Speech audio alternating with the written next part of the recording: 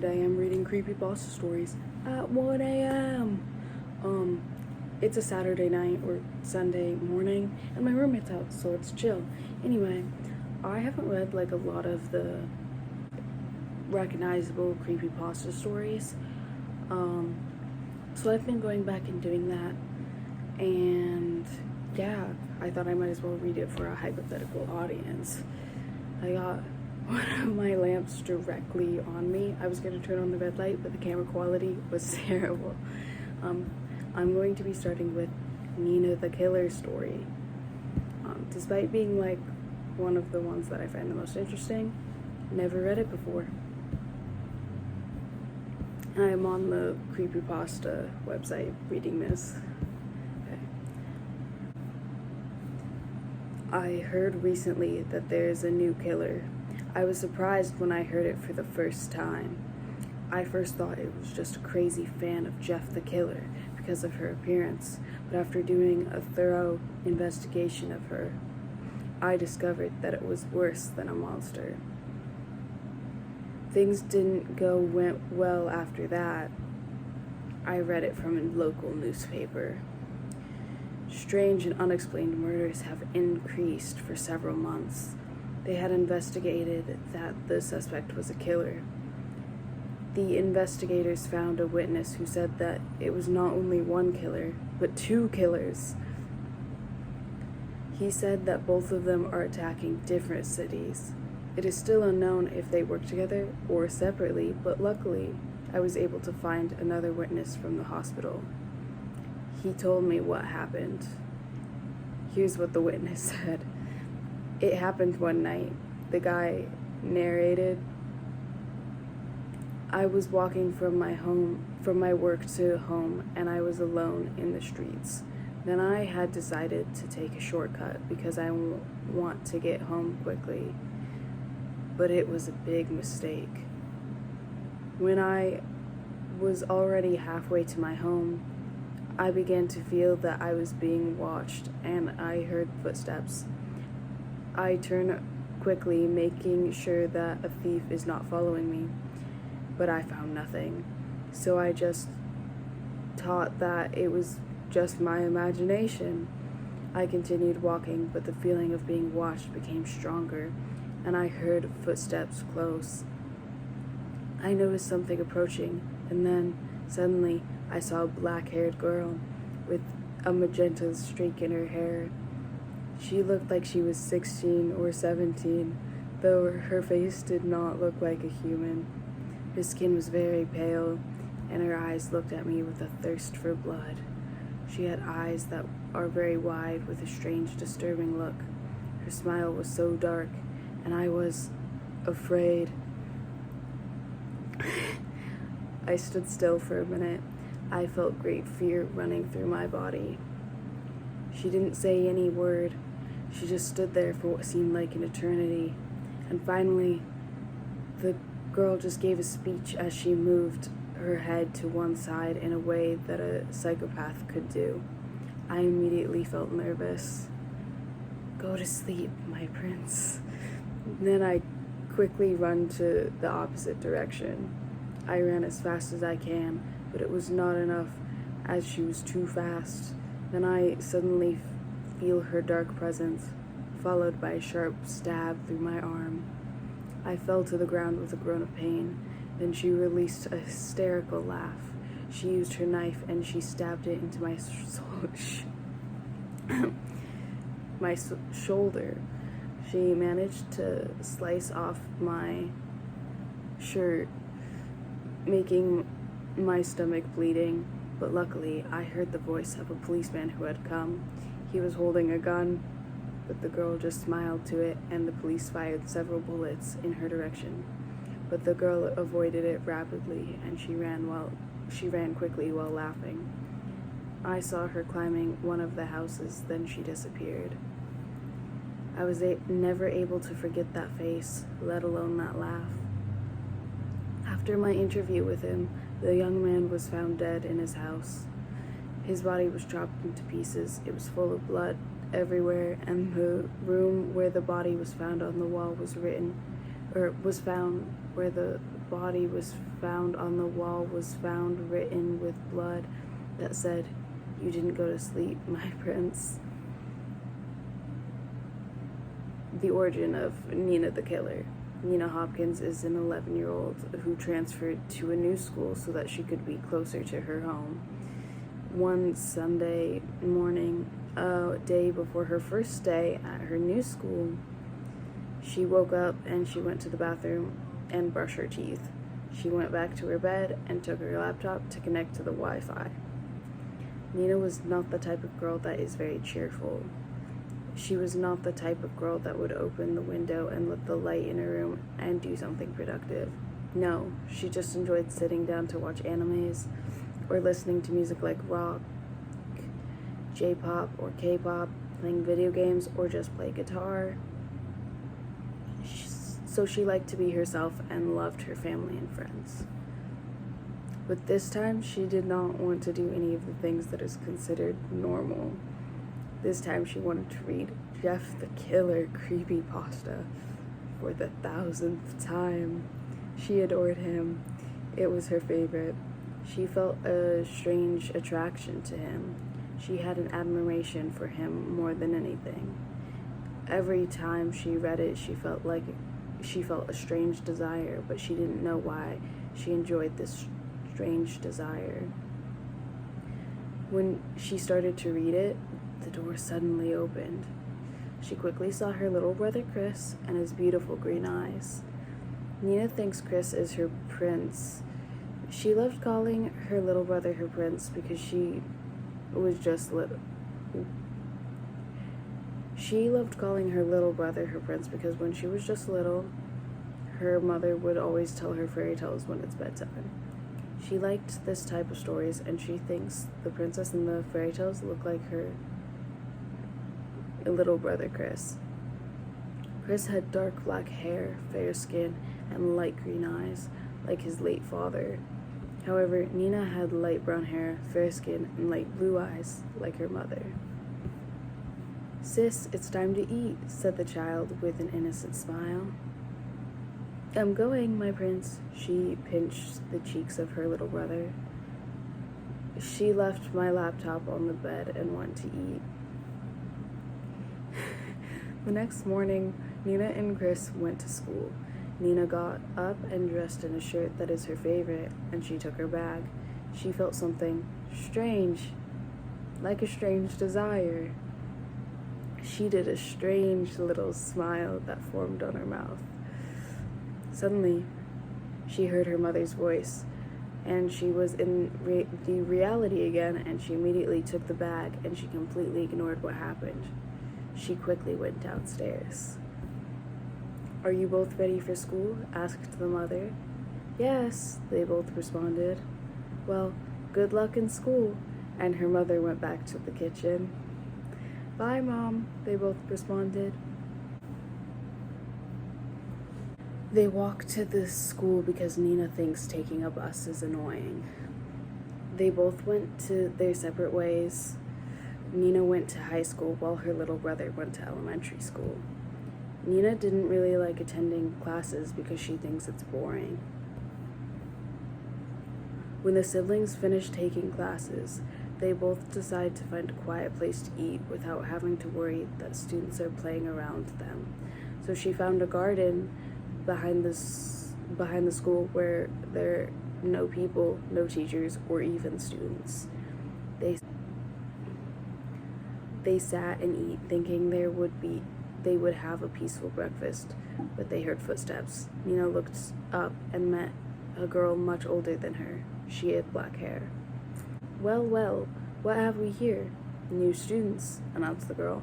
"My name is Claudia, and I rule at this school, and if you do not obey what I say, you will suffer," she said as she pulled a knife from her jeans. Then suddenly, two guys came out from a nearby tree. They were known as Malcolm and Yoni. Nina sat up quickly and stood in front of Chris to protect him. "Hey, we don't want any trouble. We just want a peaceful breakfast," Nina clarified. "Ah, I see, but you shouldn't be here. This area is ours," Claudia said as she approached them. "That's stupid. "You have no right to make us go away from here," said Chris while confronting Claudia, but Yoni punched him in the stomach. Chris collapsed, but Nina quickly held him. "Chris," said Nina while holding in her arms. "Well, if you don't want to be next, I recommend you to obey and get out of here," claimed Claudia while pointing Nina's face with a knife. Nina did nothing but punch Claudia's face. Claudia collapsed to the ground. Nina took Claudia's knife and stabbed her shoulder. Then Nina gave a strong kick on the crotch of Malcolm. He quickly fell to the ground, but Nina didn't stop. She quickly released several kicks in the boy's face. The boy's face was now full of wounds and blisters. He had a nosebleed. Yoni became frightened and immediately when he saw how Nina attacked Claudia and Malcolm. He started to run away from her, but Nina immediately noticed it and quickly ran to him. She used Claudia's knife and she quickly lunged it at the boy, targeting his stomach. "Nina!" She heard the voice of her little brother. Nina immediately turned to him, and she got confused as to why his little brother had a very surprised look on his face. Nina decided to let Yoni go and stepped back. She looked at her blood-stained hands. She felt like a monster.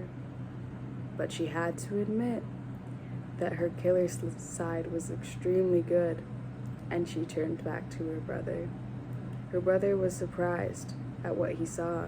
He was shocked at what he saw. Nina ran to him and took his arm. "Come on, we can't be here for so long," I said. Then we left the garden. After that, Nina went to wash her hands. She knew she must avoid telling somebody or even mentioning what happened. Her little brother Chris thought it was just self-defense, but she knew something else was going on there. She knew that something stronger and horrible is starting to form inside her. That feeling of being powerful and strong, the need to hurt someone. The day passed quickly, and when the siblings returned, they sat down to eat with their mother. "Well, how is school?" asked his mother with a sweet smile. Chris stayed silent and didn't answer the question. "Great," Nina commented with a psychotic smile. Nina went upstairs after eating and opened her closet, revealing her collection of Jeff the Killer. She had several Jeff posters, Jeff clothing, some Jeff notebooks, Jeff dolls, and Jeff stuffed animals. She took a doll from her closet and put it in her bed. She looked at the doll. She couldn't tell if it's the doll's sinister smile intimidating her or amused her. Then she whispered, "Jeff, you made me do this." After the incident, Malcolm and Claudia were found unconscious, but they didn't find the culprit. They also had no idea that Nina was the one who did it, an 11-year-old. So she had that advantage to avoid suspicion.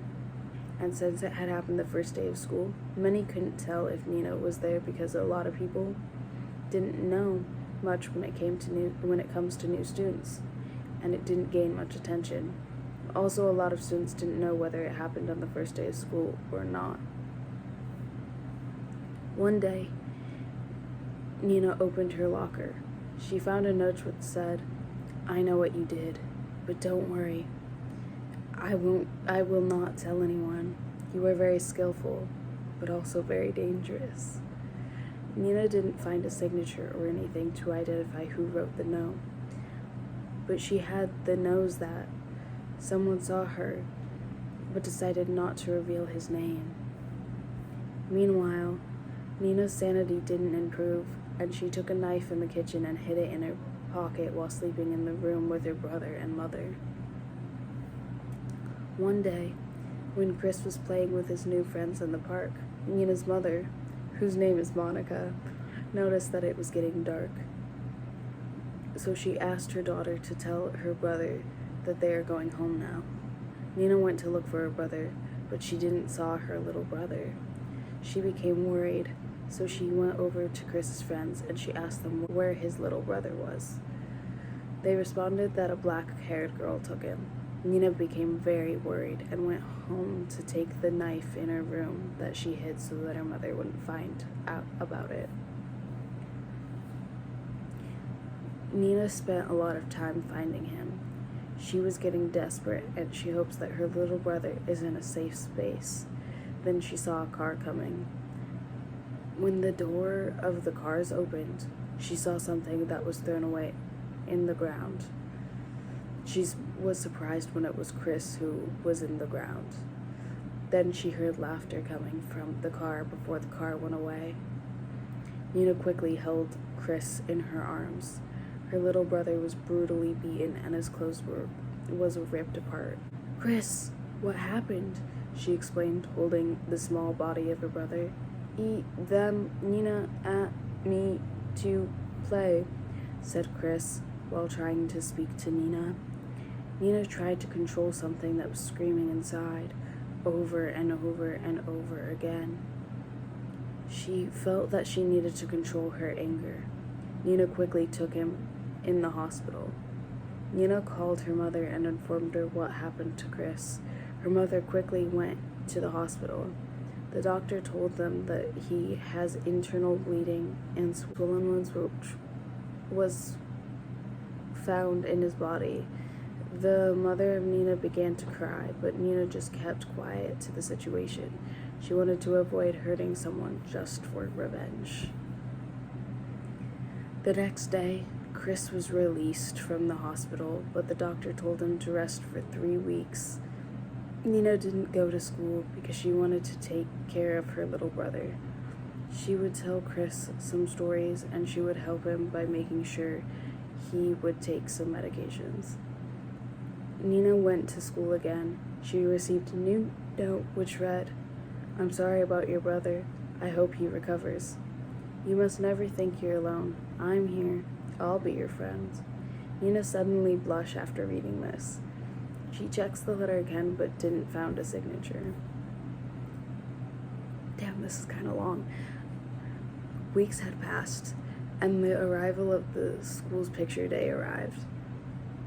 Nina was ready for the picture day. She wore a short black skirt, black stockings with deep red stripes, a sleeveless t-shirt that had black and blue stripes, and a bloody red ribbon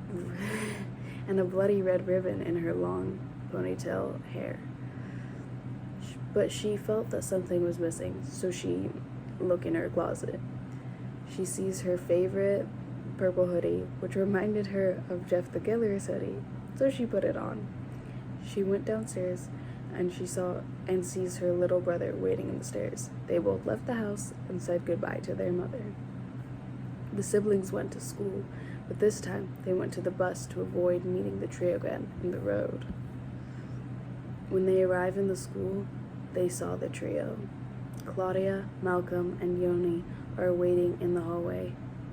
They seemed to be searching for someone, but Nina was unaware that the trio are searching for her and her brother Chris. The siblings decided to stay away from the hallway and avoid being seen by them. The day passed quickly, but unfortunately, the trio found them. Nina felt that she is being followed when she turned her face to her back. She received a punch in the face and she fell to the ground. Then she saw her brother. He was caught in the arms of Malcolm. Nina tried to get up, but she received another punch in the belly. She fell back to the ground and she looked up. She saw Claudia.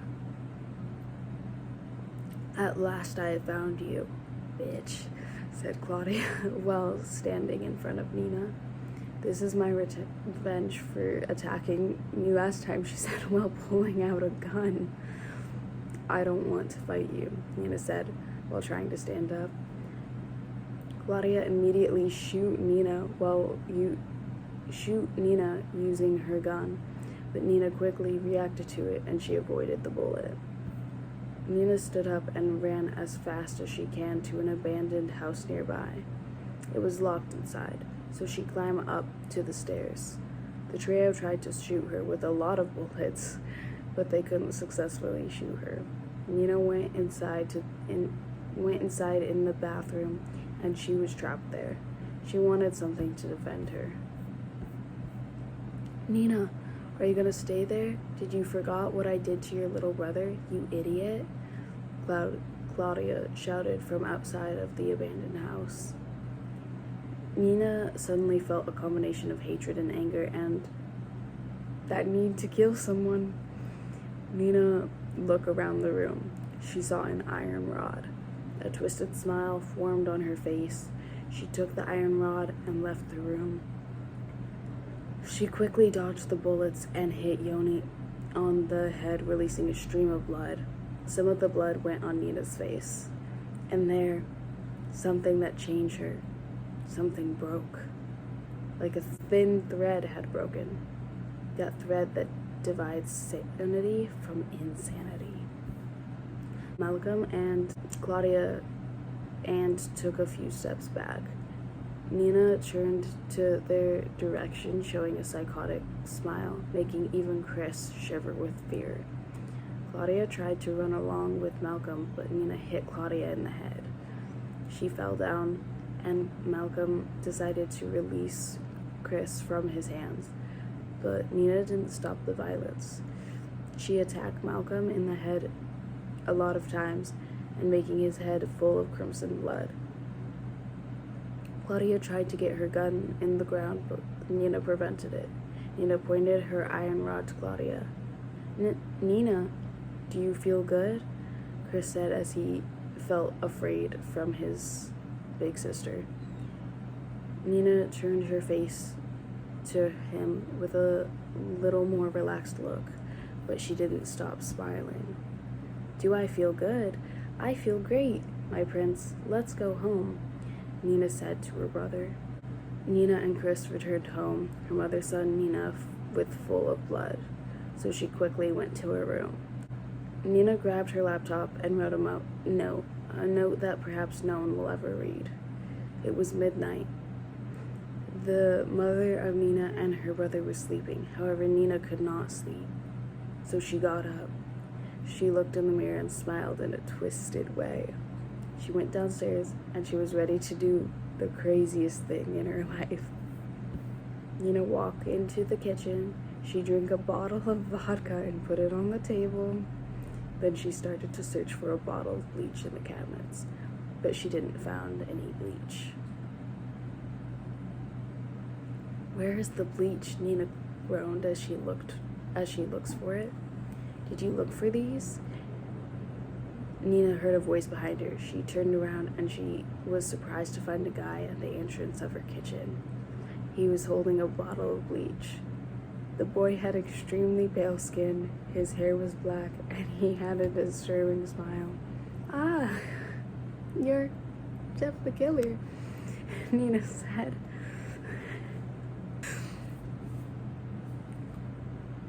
I've been observing you for a while. I think you have become a killer like me. Ha ha ha ha ha, Jeff said. You're right. So I need that bottle of bleach, Nina said. Aw, let me help you, Jeff said as he opened the bottle and poured the bottle of bleach in Nina's head. Then Nina felt another liquid running through her head.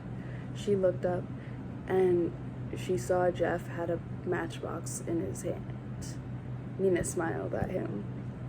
What are you waiting for? Do it, Nina said with a passion. Jeff grinned and he threw the burning match in her face. Go to sleep, Jeff said as Nina's face began to catch on fire. The flames started to spread around Nina's face. She screamed loudly. It was very painful for her. She looked around, but Jeff disappeared. Nina collapsed on the floor. She saw her mother and brother quickly going downstairs. Both of them immediately used a bucket of water to put out the fire. When the fire on her face was gone, her mother called the ambulance, but a lot of neighbors came to their house since they heard Nina scream. Nina fell unconscious when they put her on the stretcher and she was taken to the ambulance. Among the neighbors, there was a boy that had a black hair, a pale skin, and has green eyes. His height is slightly higher than Nina. The boy looked at her with some concern, but he doesn't know how he can help her. The boy watched as they put Nina to the ambulance. Nina woke up after being unconscious in the ambulance. She tried to move on her own, but the bandages prevented her from moving. Suddenly, a nurse came with her mother and her little brother. "It will be better if you stay still. You shouldn't move around," said the nurse. Her mother and her little brother came to her and encouraged her that it's going to be okay. After 1 month of recovery in the hospital, the doctor decided that it's time to take off the bandages on her head. Her mother and her little brother were anxious to see her face, but luckily, her face was kept intact and was not near entirely damaged. "Well, Miss Nina, the burns were not severe. You still had most of your face structures, including your nose. But if the fire on your face kept burning, your face will suffer great damage," the doctor said while removing the last bandage on her face. When the last bandage was finally removed, Nina's mother was terrified at what she saw while her little brother was hiding behind her mother. "What? What is it?" Nina said while she was getting up from the hospital bed. She ran towards to the bathroom and she looked at herself in the mirror. Her face, it was very different from before. Her skin had turned completely white. Her hair used to reach to her knees, but now it's on her back. Her skin was very soft like a marshmallow, but her family was very surprised at her new face. "Sister," Chris said while hugging Nina. "You still look as beautiful as before," Chris said, but the child knew that he lied to his big sister because he actually felt afraid from her sister's disturbing face. "Oh, Chris, you're so nice," Nina said while looking at him in that way so disturbing. "But I want to more beautiful," Nina shouted. Nina's strange behavior confused her mother and her little brother, but it also made the doctor confused at the girl's behavior. "This face is perfect. Oh, my dear Jeff, you gave me this beautiful face," the girl continued shouting. Doctor, is my daughter okay?" Nina's mother asked the doctor. "Well, usually things go well after a lot of resting, but if her mental health doesn't improve, I'll give her a psychotherapy," the doctor said. "I understand," Nina's mother said. Nina's mother grabbed Chris's arm. "We have to go now," Nina's mother said. "Ha ha ha ha, sure," Nina said, looking at her face in the mirror. The nurse handed her clothes, which is her purple hoodie with a short black skirt and black stockings with deep red stripes. Nina dressed up and left the hospital. She went home with her family. She doesn't know that she had become a monster that will kill anyone. They came to the house, and Nina kept smiling in a disturbing way. Then she noticed a boy in one of the windows in the house. He had black hair and has green eyes. The boy was watching her, but he quickly disappeared. That night, Nina's mother woke up after hearing a sobbing of a girl. Her mother gets up from her bed and she wanted to find the source of the loud noise she heard. She walked quietly and saw the door of her daughter's room was open. She went inside the room and the room was very dark. She turned on the lights, then Nina's mother saw something terrible at her daughter's room. Nina keeps stabbing a lifeless body of a girl. She keeps stabbing her with a kitchen knife while smiling. Her intestines and internal organs were removed and Nina put it on her bed. Her entire clothes were stained with blood. She stared at the ceiling. "She used to bully me at school," Nina said as she kept staring her eyes to the ceiling. "Mommy, I'm becoming more beautiful," she exclaimed as she turned her head to her mother. Her face was really bad. Her smile was shocking and her eyes was very wide open. I get tired of being worried. I get tired of being sad and suffer all the time. Now I'll smile always and people will see my beautiful face. This is the face that Jeff gave me. Am I beautiful, Mama? Nina asked her mother. Nina's mother could not help but take a few steps back, shaking her head. No, Nina, you've become a monster. You have killed someone. Nina's mother started running. Nina quickly followed her mother. Killing people when they run is funny, Nina said as she followed her mother. Nina's mother tried to run at Chris's room to wake him up, but when she just about to touch the knob of the door of his room, Nina quickly stabbed her mother's skull with a knife and her mother immediately fell to the ground. I'm very kind of sad that my mother does not believe I'm beautiful. How sad, Nina said, while pulling the knife out of her mother's head. Damn. Chris woke up in his room. He felt he was in danger and he was scared. Nina slowly opens the door, revealing her shadow. When Chris realized that it's his sister, he took his sheets off to see his sister, but when she saw his sister is holding a knife, Chris became scared again and he snuggled into his pillow. Chris, Nina said in a whispery tone. Then Nina asked her little brother a question. Am I beautiful? Nina asked him. Chris stayed quiet as he held tightly of his pillow. Oh, come on, Chris. I didn't do anything bad, Nina said. She hides her hand in her back while crossing her fingers. It's a sign that Nina was lying to her little brother. You know, I feel much more better now. Let's start a new life. Will you come with me? Nina said as she gets closer to Chris. Her little brother Chris nodded at her. Oh, good boy. If you want to join me, just go to sleep, my prince. Nina kicked the front door of the house while carrying her little brother on her back. Chris was dead. His dead body was smiling. That looks very innocent, but his eyes was wide open. That makes him look like he's still alive. But in reality, he's already dead. He was covered in blood and had multiple stabs. Nina took a few steps at the entrance and she slowly looked at her little brother. Chris, I'll kill more people and make them all asleep, Nina said as she put down her little brother in the ground. Then she walked away to the streets. So that was my first genuine time reading the Nina the Killer story. I realize I have never read the original Jeff the Killer story, so maybe I'll do that sometime on camera. I don't know, it's just 2:30 a.m. and I'm sleepy, so a later time. As for this I liked it.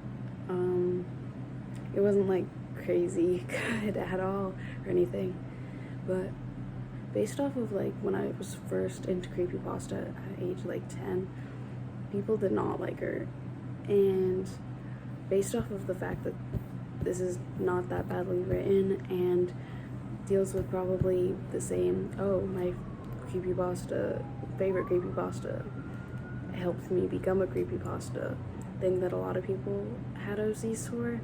It's not, I don't know. I know half of it's like sexist hate, but yeah. I know I'm not the most exciting person to read anything, but if anyone ever wants me to read more creepypasta, I'd love to. Both good and bad. I know there are people still out there writing creepypasta, and some of it is good. I just am in the process of reading new and old stuff, so let me know.